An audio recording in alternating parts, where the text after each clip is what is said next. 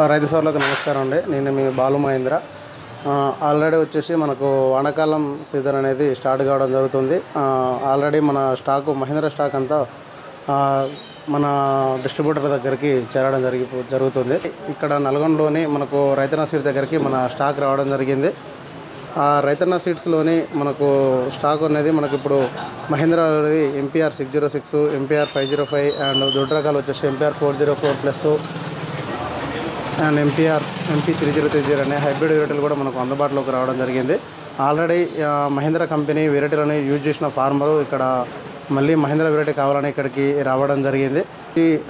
అతను ఊరు ఒకసారి అతన్ని ఏ వెరైటీ పెట్టాడు, అతనికి ఏ విధంగా దిగుబడి వచ్చింది అనేది ఇప్పుడు అతను మళ్ళీ ఏ వెరైటీకి తీసుకెళ్ళడానికి వచ్చాడో అనే అతని మాటల ద్వారా తెలుసుకోవడం ప్రయత్నం చేద్దాం.